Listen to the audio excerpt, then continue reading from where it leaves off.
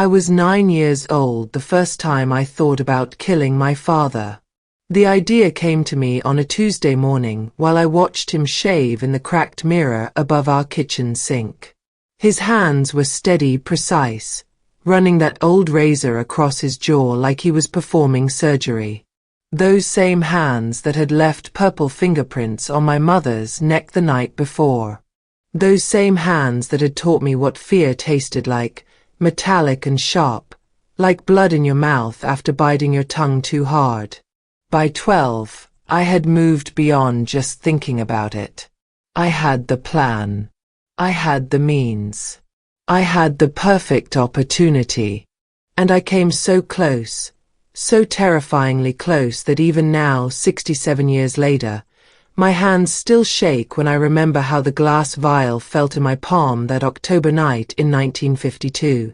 My name is Ethel Holloway Briggs, and I am 79 years old. For most of my life, I have carried a secret that has lived in my chest like a stone, heavy and cold, pressing against my ribs with every breath I take. I have told this story to no one, not to my late husband of 53 years, not to my children, not even to the therapist I saw after my first breakdown in 1967. But today, sitting in this room with these cameras pointed at me and these lights warming my face, I am finally ready to tell the truth about what happened in Blackwater, Mississippi. Blackwater was the kind of place where everybody knew everybody's business, except when it came to what happened behind closed doors. It was the kind of town where women wore long sleeves in summer and men settled disputes with their fists, where church bells rang every Sunday morning, calling folks to pray for forgiveness they would need again by Monday night, where secrets festered in the humid air like infection in an open wound. I want to tell you about my father, Clarence Holloway. I want to tell you about my mother, Martha, who disappeared one night when I was 10 years old, leaving behind only a note that said, "Take care of yourself, baby girl." I want to tell you about Miss Adelaide Walker, the schoolteacher who noticed the bruises and tried to save me. And I want to tell you about the night I decided that if God wouldn't protect me, then I would have to protect myself. But most of all, I want to tell you about the choice I made, the choice that has haunted me for nearly 7 decades. The choice between becoming a victim or becoming something else entirely. The choice that taught me the difference between justice and revenge, between survival and living, between the child I was and the woman I became. This is not an easy story to tell. It is not a story with clear heroes and villains, though Lord knows I wish it were. It is a story about a little girl who learned too young that sometimes the monster doesn't live under your bed. Sometimes it sits at your kitchen table, drinks coffee from your mother's favorite mug, and calls you his little angel while the devil lives in his eyes. So before I begin, I need you to understand something. I need you to know that I am not asking for your pity. I am not asking for your forgiveness. I am not even asking for your understanding. I am simply telling you the truth, the whole truth, because the truth is the only thing that has ever set anyone free. And after 79 years on this earth, I am finally ready to be free. Blackwater, Mississippi, 1952. Population 847. According to the rusted sign that welcomed visitors to our slice of heaven on earth. We lived in a white-clapboard house on Magnolia Street, third one from the corner, with a front porch that creaked in all the right places and a garden where my mother grew the most beautiful tomatoes you ever did see. To anyone driving by, we looked like the picture of Southern hospitality.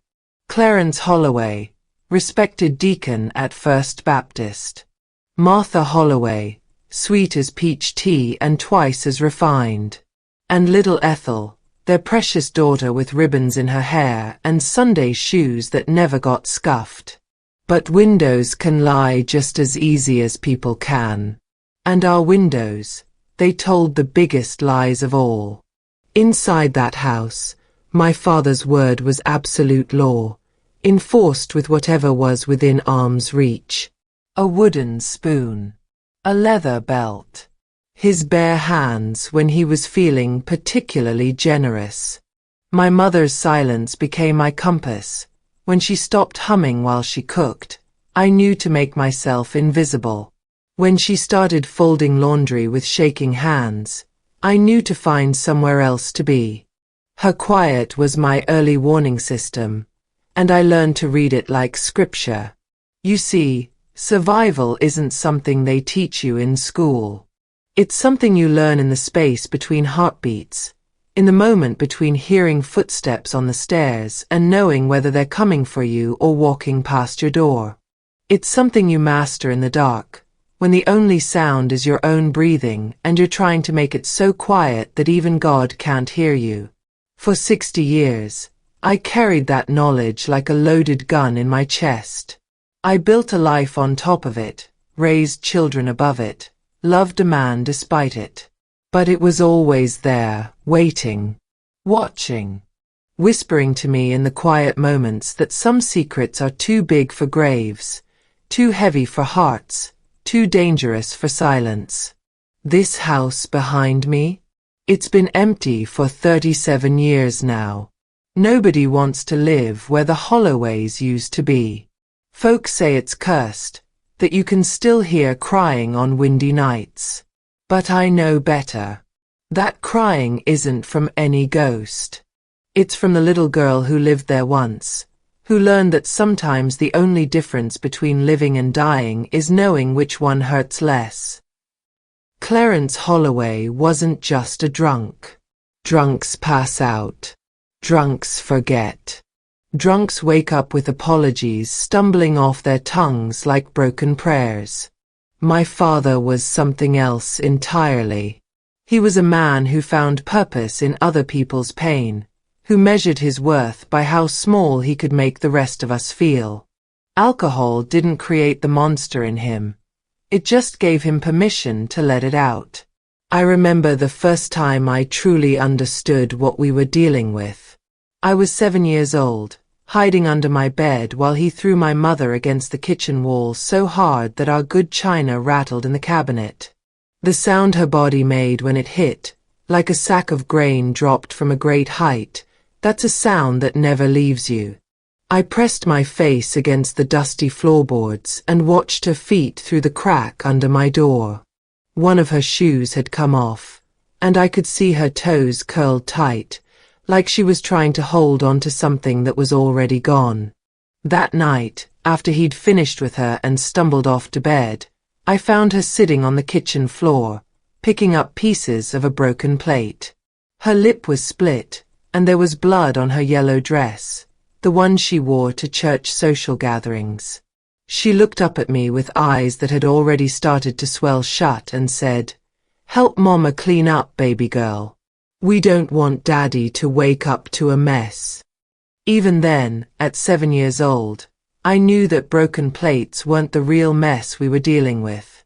The love letters, I found them 3 months later while going through his coat pockets for loose change. Mama had sent me to check before she washed his clothes, a weekly ritual that felt more like diffusing a bomb than doing laundry. The letters were tied with a blue ribbon, written in handwriting that wasn't my mother's. Delicate script that talked about secret meetings and stolen moments, and how much she missed her Clarence. Each letter signed, "Your devoted Lily." I was 9 years old, and I didn't understand all the words, but I understood enough. I understood that while my father was making our lives a living hell, he was making someone else feel like heaven. I understood that the man who called my mother worthless was writing poetry to another woman. I understood that we weren't just his victims.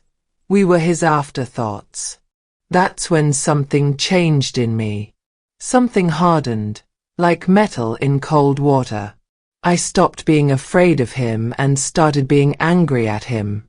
And anger, I learned, was a much more dangerous thing to carry than fear. But the worst was yet to come. The worst was the night my mother disappeared. I woke up to the sound of her humming, which was strange, because she never hummed anymore. I crept to my bedroom door and peered out to see her moving through the house like a ghost, touching things gently with her fingertips. The mantelpiece, the family Bible, the music box she'd given me for my 8th birthday, a delicate thing with a ballerina inside that spun to the tune of Beautiful Dreamer. She came into my room and sat on the edge of my bed, her face pale in the moonlight streaming through my window. She smelled like lavender soap and something else, something that reminded me of the way the air smells right before a storm. "Ethel, baby," she whispered, and her voice was different somehow, peaceful, like she'd made a decision that had been weighing on her for years. "You remember what I taught you about being strong?" I nodded, though I wasn't sure I did remember. Strength wasn't something we talked about much in our house. She reached into her pocket and pulled out the music box, placing it in my small hands. When I opened it, the ballerina was cracked down the middle, split right through her porcelain face. But she still danced, still spun to that haunting melody, even broken. "Some things can keep going even when they're damaged," she said, and kissed my forehead. "Don't you forget that, you hear me?" When I woke up the next morning, she was gone. No goodbyes. No explanations. Just a note on the kitchen table that said, "Take care of yourself, baby girl. Mama loves you more than all the stars in the sky." And there I was, 10 years old, alone in a house with a man who had already shown me exactly what kind of monster he could be. The music box became my most treasured possession, not because it was beautiful, but because it was broken and still managed to make music, just like I was learning to do. After Mama left, Clarence changed. Or maybe I just started seeing him more clearly without her there as a buffer between us. The drinking got worse, but that wasn't the real problem. The real problem was that he seemed to enjoy it more now. Like he'd been holding back before, and now he was free to be exactly who he'd always wanted to be. The rules in our house became simple. There were no rules. Only his moods. Only his needs. Only his version of right and wrong, which changed like weather in Mississippi, sudden and violent and without warning. I learned to read him like a book written in a language I never wanted to speak. The way he held his shoulders when he came home from work told me whether I'd be eating dinner at the table or in my room. The sound of his footsteps on the front porch, heavy meant trouble, light meant he might ignore me entirely. The way he said my name, Ethel, meant I was safe. Girl meant I needed to disappear. But even with all that knowledge, I couldn't predict October 15th, 1954. That was the night everything changed forever. It had been a good day, if you can call any day good when you're 12 years old and walking on eggshells in your own home. He'd been working late at the lumber mill, and I'd managed to get my homework done and even listen to the radio for a while. When he came home, he was humming, actually humming, and I thought maybe, just maybe, we might have a peaceful evening. I was sitting at the kitchen table, working on arithmetic problems by the light of our old lamp, when he walked in. He looked at me for a long moment, and I couldn't read his expression. That should have been my first warning. When I couldn't read Clarence Holloway, that meant trouble was coming. "What you looking at, girl?" he asked, his voice flat and cold. I wasn't looking at anything except my homework, but I'd learned by then that the truth didn't matter. Only his perception of the truth mattered. "Nothing, sir. Just doing my schoolwork." "Don't lie to me." He took a step closer, and I could smell the whiskey on his breath. But it wasn't the whiskey that scared me. It was the look in his eyes. Like he was seeing something that wasn't there. like he was angry about something I hadn't done yet. "I'm not lying, sir. I was just..." That's when he grabbed me. Not roughly, at first. Just took hold of my arm like he was going to pull me up from the chair. But then his grip tightened, and I felt something shift in the air between us. Something final. "You got your mother's eyes," he said, and the way he said it made my blood turn to ice water. Same lying eyes. Same way of looking at me like I'm some kind of animal. I tried to pull away, but his grip was like iron. "Daddy, please. Don't you daddy me." His voice was getting louder now, and I could see the vein in his forehead starting to pulse. "I see how you look at me. Like you're better than me. Like you're judging me." What happened next happened so fast that for years afterward, I wondered if I'd imagined it. He twisted my arm behind my back, and I heard the bone snap before I felt the pain. It sounded like a green stick breaking, crisp and clean and wrong. Then the pain hit me like a freight train, and I screamed so loud that our neighbor's dog started barking 3 houses down. But he didn't let go. If anything, he twisted harder, and I felt something else crack. The pain was so intense that I saw stars, actual stars, dancing in front of my eyes like the 4th of July. "That's what you get for looking at me wrong," he said, and his voice was calm now, almost conversational. Like we were discussing the weather. "Maybe next time you'll remember to show some respect." He let me go then, and I collapsed on the kitchen floor, cradling my arm against my chest.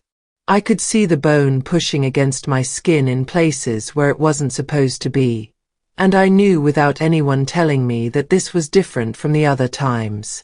This wasn't a bruise that would fade or a cut that would heal. This was permanent. This was a line crossed that couldn't be uncrossed.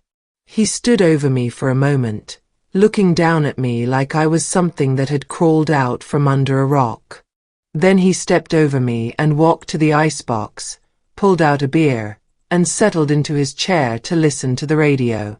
Like nothing had happened. Like I wasn't lying on the floor with a broken arm, trying not to scream. That's when I knew. Lying there on that cold linoleum floor, listening to him humming along to some song on the radio while my arm throbbed with pain so intense it made me nauseous, I finally understood what my mother had figured out before she left.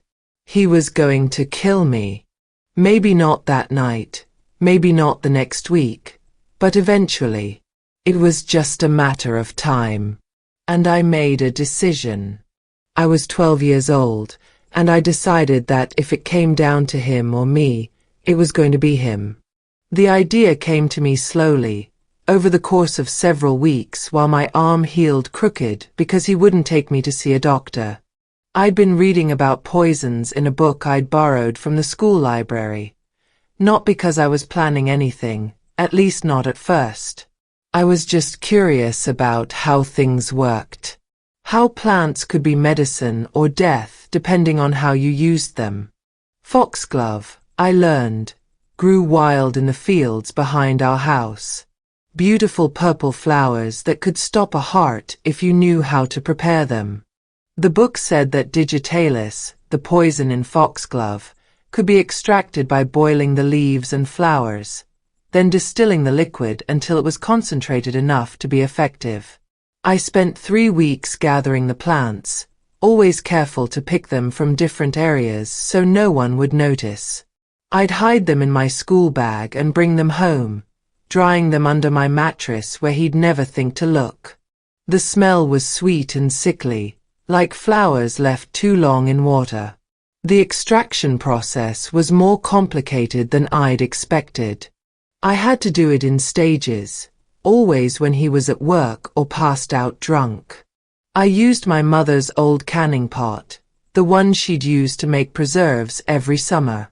It felt fitting, somehow, using something she'd touched to make something that would free me from him. By November, I had almost half a bottle of liquid that looked like weak tea but smelled like death.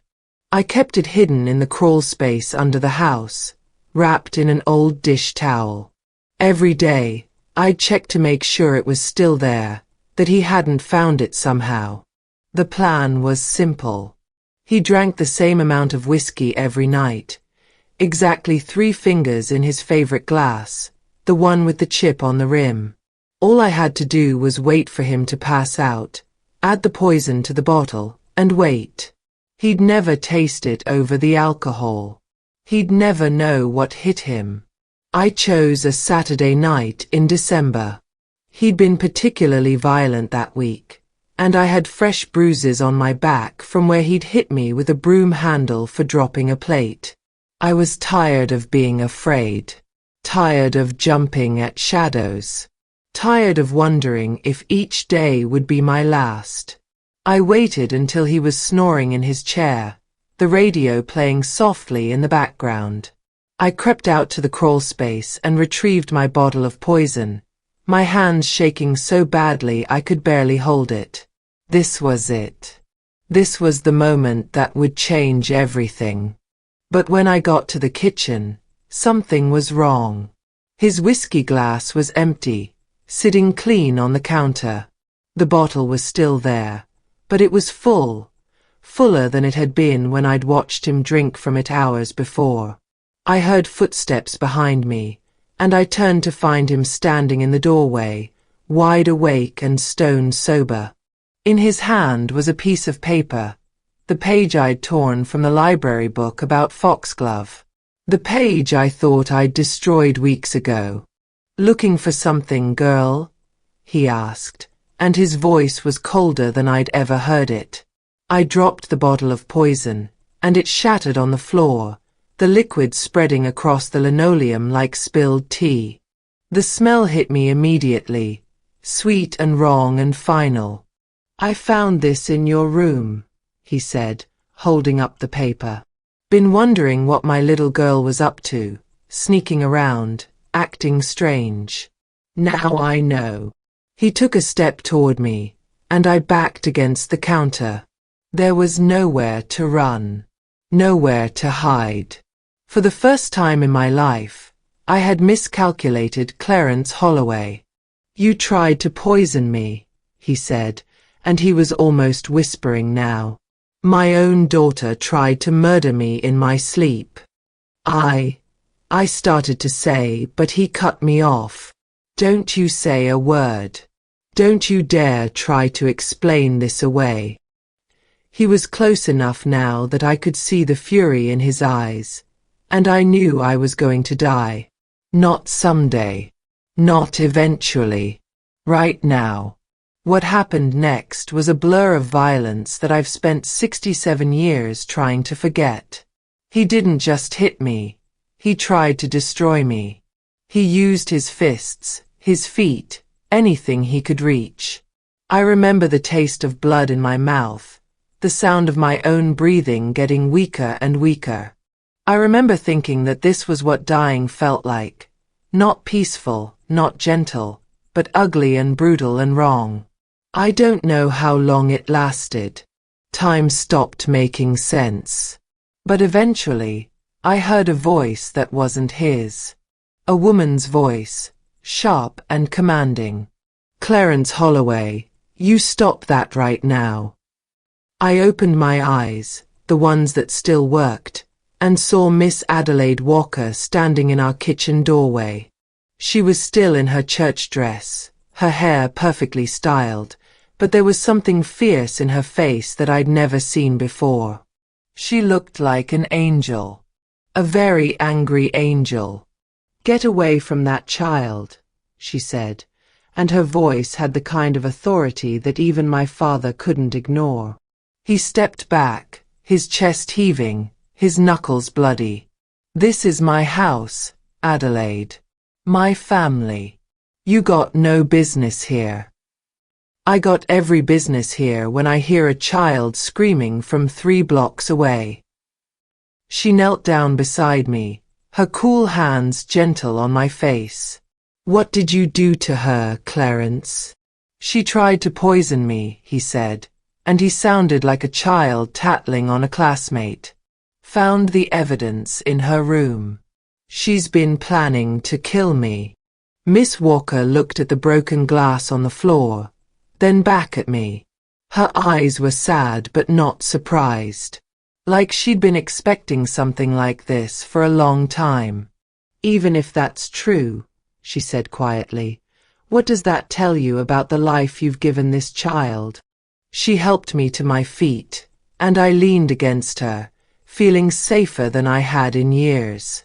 "We're going to get you to a doctor, honey. And then we're going to get you somewhere safe." "No," my father said, and his voice was hard again. "She's not going anywhere. She's my daughter, and she stays here." Miss Walker looked at him with such contempt that I thought she might spit. "Your daughter? This child hasn't been your daughter for years. She's been your victim. That's when she did something that changed everything." She walked to our telephone and dialed a number I'd never heard before. When someone answered, she said, "This is Adelaide Walker. I need Sheriff Morrison at the Holloway place on Magnolia Street. There's been an incident." I thought I was saved. I thought the cavalry was coming. I thought that finally, someone with authority would see what my father really was and take me away from him. But I was 12 years old, and I still believed that the world was fair. I still believed that adults would protect children. I still believed that the truth mattered more than reputation. When Sheriff Morrison arrived, he took one look at me and shook his head. "What happened here, Clarence?" "The girl tried to poison me, Bob. Found the evidence and everything. Had to defend myself." The sheriff looked at Miss Walker, then at me, then back at my father. "That true, Ethel? You tried to hurt your daddy?" I opened my mouth to explain, to tell him about the years of abuse, about my mother's disappearance, about the broken arm and the love letters and the nights I'd spent hiding under my bed. But the words wouldn't come. All I could do was nod. "Well then," Sheriff Morrison said, and his voice was tired. "Seems like we got ourselves a situation." Miss Walker stepped forward. "Bob, look at this child. Really look at her. This isn't the first time something like this has happened." "I know that, Adelaide. But attempted murder is attempted murder, even if it's a child doing the attempting." "And what about the years of abuse that led to it? What about the father who drove his own daughter to such desperation?" The sheriff sighed. "You got proof of abuse, Adelaide? Real proof? Because all I see is a man defending himself against a child who tried to kill him." That's when I realized the truth. The system wasn't going to save me. The law wasn't going to protect me. In the eyes of the world, I wasn't a victim. I was a would-be murderer. And my father, he was the victim. Miss Walker fought for me. She argued with the sheriff for over an hour, demanding that I be removed from the house, that my father be investigated, that someone, anyone, take responsibility for what had happened to me. But in the end, she was just a schoolteacher, and he was just a man doing his job the way he'd always done it. "Tell you what," Sheriff Morrison finally said. "I'll talk to some people. See if we can't find a better situation for the girl. But for tonight, she stays here. And Clarence, you keep your hands to yourself." After they left, my father and I sat in the kitchen for a long time, looking at each other across a distance that felt like miles. The broken glass had been swept up, but the smell of the poison lingered in the air. "You almost had me," he said finally. I'll give you that. You're smarter than I gave you credit for. I didn't say anything. There was nothing left to say.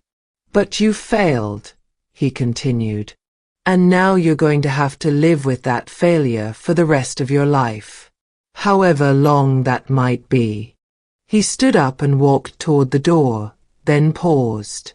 Oh, and Ethel, if you ever try something like this again, I won't just beat you. I'll kill you. And I'll make sure it takes a long time.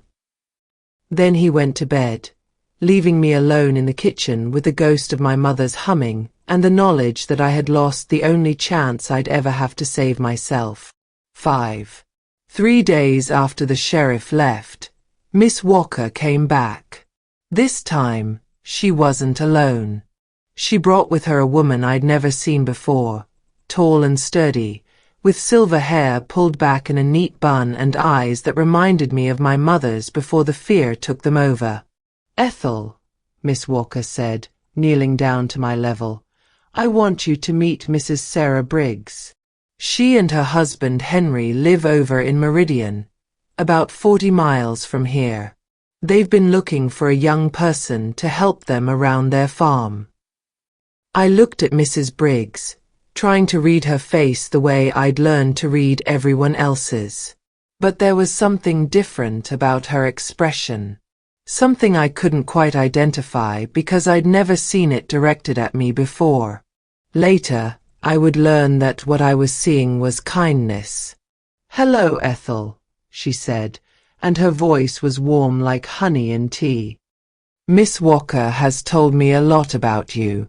She says you're a bright girl who's been through some hard times. I nodded, not trusting my voice.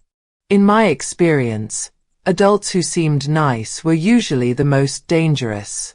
My husband and I, we've been praying for someone like you, she continued. Someone who could help us with the chickens and the garden, maybe learn to can vegetables and bake bread. We've got a nice room all set up, with a window that looks out over the pasture where our old horse, Buttercup, likes to graze. Behind her, I could see my father standing in the doorway, his face unreadable. For a moment, I thought he might refuse.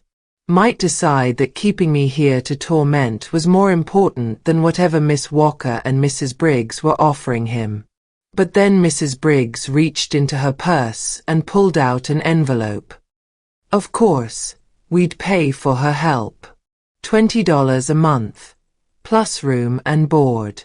It's honest work, and she'd be treated like family. $20. That was more money than my father made in a week at the lumber mill.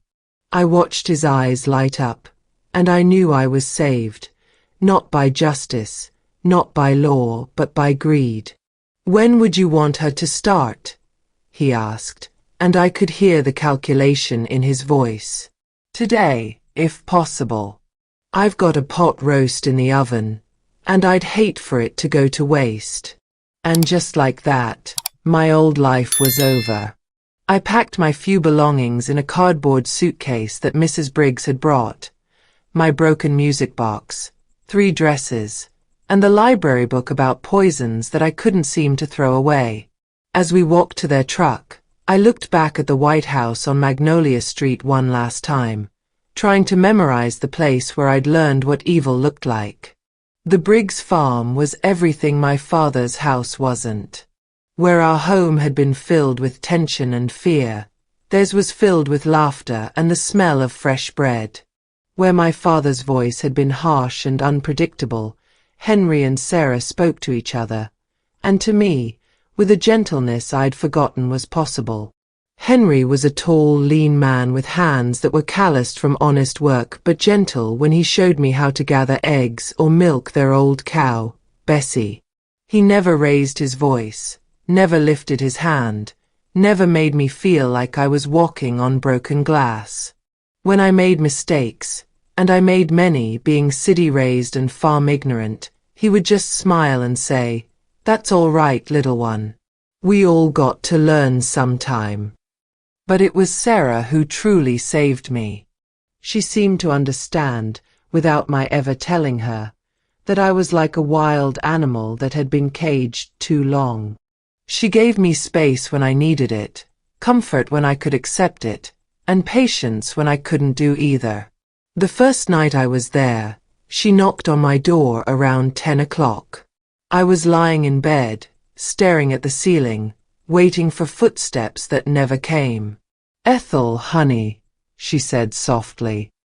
"I brought you some warm milk and cookies. Thought you might be having trouble sleeping in a new place." I sat up, suspicious. In my experience, adults who brought you things late at night wanted something in return. "That's very kind," I said carefully, "but I'm not hungry." She sat down in the chair beside my bed, holding the glass of milk in her lap. "You know, when I was about your age, I went to live with my aunt and uncle after my parents died. I was so scared that first night, I didn't sleep a wink. Kept waiting for something terrible to happen." "What did happen?" I asked, despite myself. "Nothing terrible at all. My aunt made me pancakes for breakfast, and my uncle taught me how to feed the chickens. It was the first time in months that I felt safe." She handed me the glass of milk. Sometimes the worst thing that can happen is that good things start happening, and we don't know how to handle them. I took the milk and sipped it slowly. It was warm and sweet, nothing like the thin, sour milk we'd had at home. "Mrs. Briggs, why are you being so nice to me?" She smiled, and in that moment, she looked exactly like I imagined my mother might have looked if she'd been allowed to grow old. "Because, honey, that's what people do. They take care of each other. They're kind to children. They make sure everyone has enough to eat and a safe place to sleep. But you don't even know me. I might be bad." "Oh, sweetheart." She reached out and smoothed my hair back from my face, and I didn't flinch. "There's no such thing as a bad child. There are hurt children, scared children, angry children, but not bad ones." That night, for the first time in years, I slept through until morning. Learning to live with kindness was harder than learning to live with cruelty. Cruelty was predictable. It followed patterns, had rules, made a terrible kind of sense. But kindness was chaos. It came without warning, without conditions, without payment required. It took me months to stop flinching when Henry reached for something near me. It took even longer to stop hoarding food in my room, convinced that each meal might be my last. But slowly, carefully, I began to heal. Sarah taught me to bake bread, and I learned that there was something magical about watching dough rise, about the way flour and water and yeast could transform into something nourishing and beautiful. Henry showed me how to tend the vegetable garden, and I discovered that I had a gift for making things grow. For the first time in my life, I had chores that felt like choices rather than punishments. I fed the chickens because I loved the sound they made when they saw me coming. I collected eggs because I enjoyed the surprise of finding them, still warm, in the nesting boxes. I helped Sarah with the canning because I liked the way she hummed while she worked, and because she always let me lick the spoon when we made preserves. School became a refuge rather than an escape. The children in Meridian didn't know my history, didn't know about the broken arm or the poison or the night the sheriff came. To them, I was just Ethel Briggs, the girl who lived on the farm and always brought the best lunches because her mama was such a good cook. I started calling Sarah and Henry Mama and Papa without even realizing I was doing it. It felt natural, like breathing. They never asked me to, never demanded it.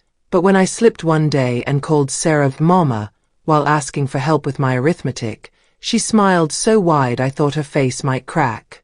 "That's the nicest thing anyone's ever called me," she said, and I knew she meant it. Years passed like pages in a book I actually wanted to read. I grew from a frightened 12-year-old into a young woman who knew how to laugh, how to trust, how to dream about a future that didn't include fear.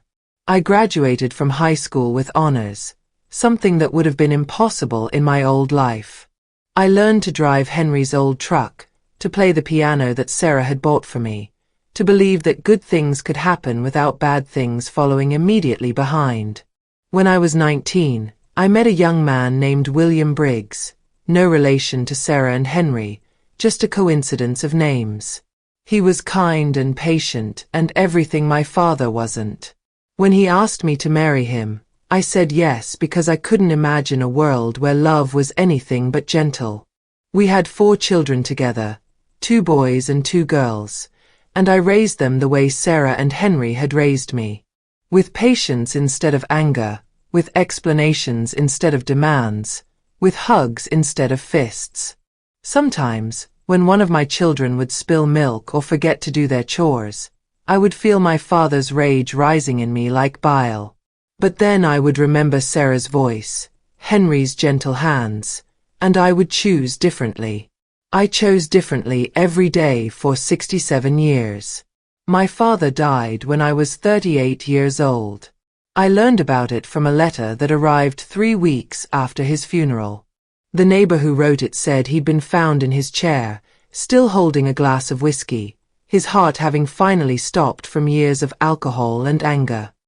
He went peaceful, the letter said, but I knew better. Clarence Holloway had never done anything peaceful in his life. I didn't go to the funeral. I didn't send flowers. I didn't even tell William about it until years later. My father had been dead to me long before he was actually dead. But when I turned 75, something changed. Maybe it was the way my grandson looked at me with such trust, such unconditional love. Maybe it was the way Sarah had held my hand as she was dying, whispering that she was proud of the woman I'd become. Maybe it was just that I'd lived long enough to understand that some stories need proper endings. I drove back to Blackwater for the first time in 63 years. The town had changed, grown smaller, somehow, shrunken in on itself like a dried apple. The house on Magnolia Street was still empty, its windows boarded up, its yard overgrown with weeds. But the cemetery was well maintained, and it didn't take me long to find his grave. The headstone was simple grey granite with just his name and dates. No beloved father, or rest in peace. Just Clarence Holloway, 1919 to 1967. Someone, probably the church, had planted a small rosebush beside it, but even that looked stunted, like the earth itself rejected him. I stood there for a long time, looking down at the ground where his body lay rotting, and I tried to feel something. Forgiveness, maybe. Or closure. Or even hatred. But all I felt was a kind of empty satisfaction, like finishing a particularly difficult puzzle. Then I did something I'd been wanting to do for 67 years. I gathered the saliva in my mouth and spat directly onto his headstone. It wasn't dignified. It wasn't Christian. It wasn't what Sarah and Henry would have wanted me to do. But it was what I needed to do. I won, I whispered to the cracked granite. I lived. I loved. I raised children who never knew what it felt like to be afraid in their own home. I became everything you tried to keep me from becoming. And you're just bones and dust and bad memories. The wind picked up, rustling the leaves of the stunted rosebush, and for a moment I thought I heard something that might have been laughter. But it was my laughter, not his. Light and free and full of joy. I walked back to my car, got in, and drove home to William and my children and the life I'd built from the ashes of my childhood. I never went back to Blackwater again. I never needed to. Because I had already won the only victory that mattered. I had survived. I had thrived. I had learned that love was stronger than fear, that kindness was more powerful than cruelty, and that sometimes the best revenge is simply living well. Sarah and Henry Briggs gave me more than just a home. They gave me a new definition of what family could be. They showed me that some people choose to be good, not because they have to, but because they want to. They taught me that healing is possible, that love is real, and that even broken things can learn to make beautiful music again. I'm 79 years old now, and I've spent most of my life keeping this story locked away in the deepest parts of my heart. But today, sitting here in front of these cameras, telling you about the worst and best parts of my life, I realize something important. Secrets have power only when we keep them in the dark. There's someone watching this right now who knows exactly what I'm talking about. Someone who's learned to sleep with one ear open, who's memorized the sound of footsteps on stairs, who's become an expert at reading faces and voices and the dangerous spaces between words. Someone who's convinced that the hell they're living in is normal, is deserved, is somehow their fault. I need you to hear me when I say this. It's not your fault. It was never your fault. And it doesn't have to be your forever. When I was 12 years old, lying on that kitchen floor with my arm broken and my spirit nearly destroyed, I thought I was alone in the world. I thought no one cared, no one would help, no one would understand. I thought I was going to die in that house, and that my death would be just another secret that Blackwater would keep. But I was wrong. Miss Adelaide Walker cared. Sarah and Henry Briggs cared. There were people in my world who were good, who were kind, who were willing to fight for a child they barely knew. It just took time for me to find them, or for them to find me. The same is true for you. Right now, today, there are people in your world who would help you if they knew you needed help. Teachers who would listen. Neighbors who would act. Strangers who would care. But they can't help if they don't know. They can't save you if you don't let them. I know it's scary. I know it feels impossible. I know you've probably been told that no one will believe you, that no one will care, that speaking up will only make things worse. Those are lies that abusers tell to keep their victims quiet. Don't let those lies become your truth. If you're a child watching this, find an adult you trust and tell them what's happening. If you're an adult in an abusive relationship, call the hotline. If you're a parent who's struggling with anger, get help before you become the monster in your child's story. If you're a friend or neighbor or teacher who suspects something is wrong, don't ignore your instincts. Be the Miss Walker in someone's life. And if you're someone who survived something like what I survived, know that your story matters. Your pain matters. Your healing matters. You don't have to carry your secrets alone anymore. I shared my story today because I want you to know that survival is possible. More than that, healing is possible. Love is possible. Joy is possible. A life where you don't have to be afraid is possible. It took me 67 years to find the courage to tell this story. Don't wait that long.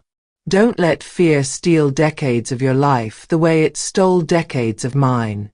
The night doesn't last forever. The sun always rises.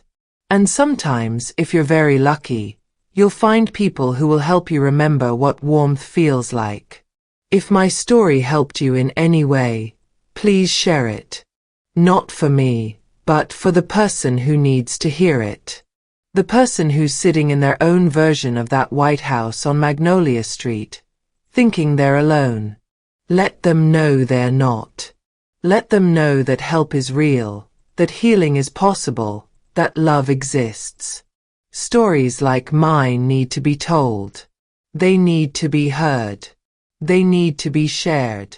Because silence is how evil wins. Silence is how abusers keep their power. Silence is how children die and adults disappear, and monsters continue to destroy the people who should be able to trust them most. But speaking up? Speaking up is how we fight back. Speaking up is how we save each other.